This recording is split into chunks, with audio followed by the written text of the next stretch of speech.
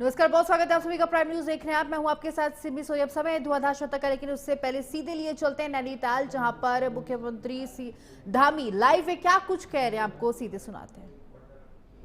विद्यार्थियों के सर्वांगीण विकास हेतु उन्हें आवश्यक जो एनवायरमेंट है, एक अच्छा वातावरण यहां पर संस्थान के द्वारा प्रदान किया जा रहा है।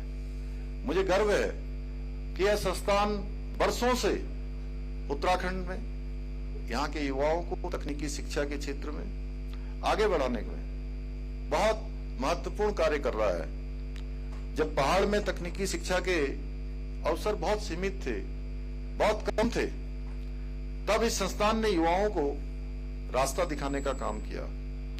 आज इस संस्थान के पढ़े हुए विद्यार्थी देश ही नहीं बल्कि दुनिया के अलग अलग हिस्सों में अपनी प्रतिभा, अपनी क्षमता, योग्यता से उत्तराखंड के साथ साथ पूरे देश का भी नाम रोशन कर रहे हैं। मुझे बताया गया कि यहाँ के कई छात्र तो ऐसे भी हैं जो प्रशासनिक सेवाओं और भारतीय सेना जैसे महत्वपूर्ण क्षेत्रों में अपनी बहुत महत्वपूर्ण भूमिका निभा रहे हैं। ये हम सभी के लिए गर्व का विषय है कि यहाँ से निकले अनेक युवाओं ने अपने खुद के स्टार्टअप भी तैयार किए हैं, अपने खुद के स्टार्टअप शुरू किए हैं।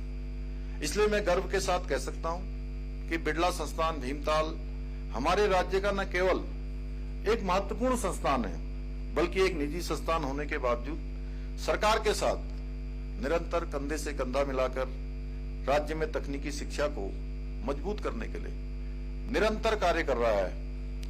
आज यहां आकर मुझे ऐसा महसूस हुआ कि मैं केवल एक शिक्षण संस्थान में नहीं बल्कि ऊर्जा, नवाचार और प्रतिभा के एक जीवन संगम के बीच में खड़ा हूं। क्योंकि यहां आपको केवल किताबों की शिक्षा नहीं दी जाती है, बल्कि सोचने, समझने और कुछ नया करने की प्रेरणा दी जाती है। साथियों, आदरणीय प्रधानमंत्री श्री नरेंद्र मोदी जी के नेतृत्व में आज जिस प्रकार से भारत की युवा शक्ति विश्वास के साथ देश की सबसे बड़ी ताकत बन रही है और विकसित भारत के निर्माण में युवाओं की निर्णायक भूमिका है, इसलिए प्रधानमंत्री जी के नेतृत्व में युवाओं के लिए अनेक महत्वपूर्ण योजनाएं संचालित की जा रही हैं। चाहे वो स्टार्टअप के क्षेत्र में हो, डिजिटल इंडिया योजना हो,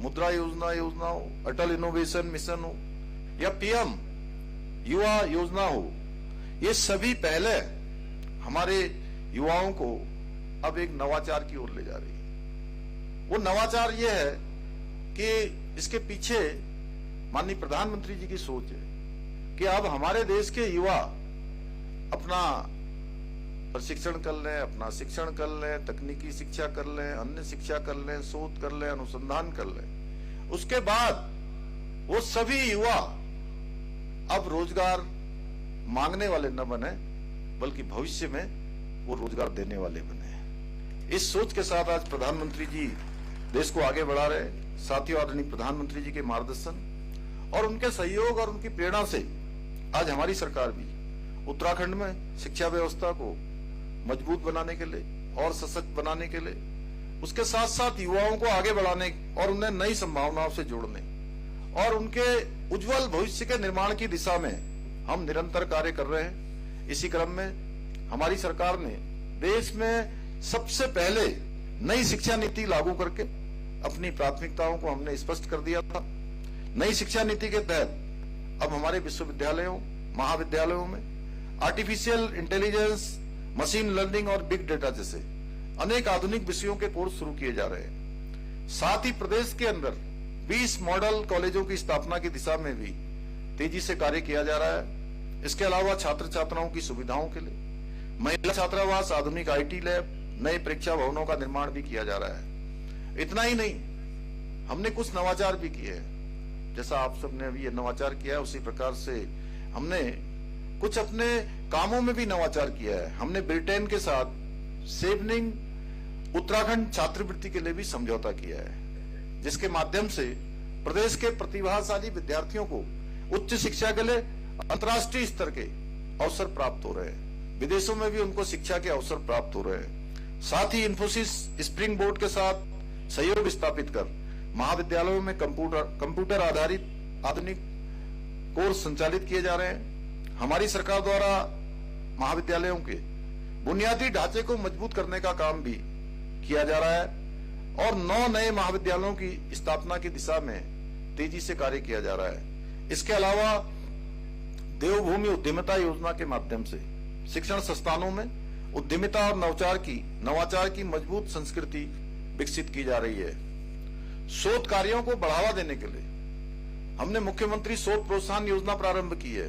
इसके तहत विश्वविद्यालयों और महाविद्यालयों में कार्यरत प्राध्यापकों को 18 लाख रुपए तक का शोध अनुसंधान भी प्रदान किया जा रहा है। इतना ही नहीं, हमारी योजना विज्ञान और तकनीकी के क्षेत्र में युवाओं को आकर्षित करने के लिए हर जिले में साइंस सेंटर खोलने की भी है, जिसके तहत देहरादून में देश की सबसे बड़ी जो साइंस सिटी, उसमें से एक साइंस सिटी खोलने का काम हो रहा है। उस पर तेजी से काम चल रहा है और चंपावत में भी कार्य गतिमान है। इसके साथ ही अल्मोड़ा में मानसखंड साइंस सेंटर ने अपना काम करना प्रारंभ कर दिया है।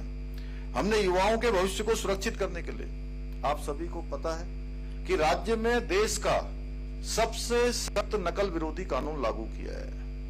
और आपको याद होगा, एक समय प्रदेश में नकल माफिया हमारे मेहनती युवाओं के अधिकारों पर डाका डालते थे, उनके भविष्य के साथ खिलवाड़ करते थे और कोई भी परीक्षा होती थी उसका परिणाम नहीं आता था, और परिणाम आता भी था तो चयन उनका होता था जो नकल माफियाओं से सांठगांठ करते थे, किसी न किसी भ्रष्टाचार में लिप्त होते थे, कहीं न कहीं भाई भतीजावाद होता था, पारदर्शिता के साथ परीक्षाएं आयोजित नहीं होती थी और योग्यता प्रतिभा होने के बाद भी गरीब माता पिता के बेटे और बेटियों का चयन नहीं हो पाता था।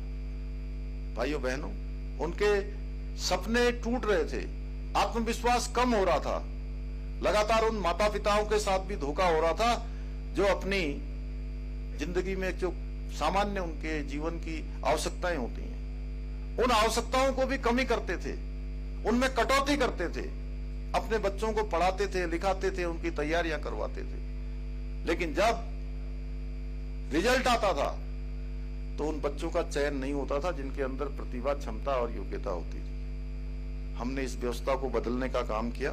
हमने कहा कि किसी भी कीमत पर एक संकल्प लेकर कि अब इस अत्याचार को, इस अन्याय को समाप्त करना है और उसे हमने पूरा करके दिखाया। आज इस सख्त कानून से 100 से भी अधिक नकल माफिया जेल में जा चुके हैं और पिछले 4 वर्षों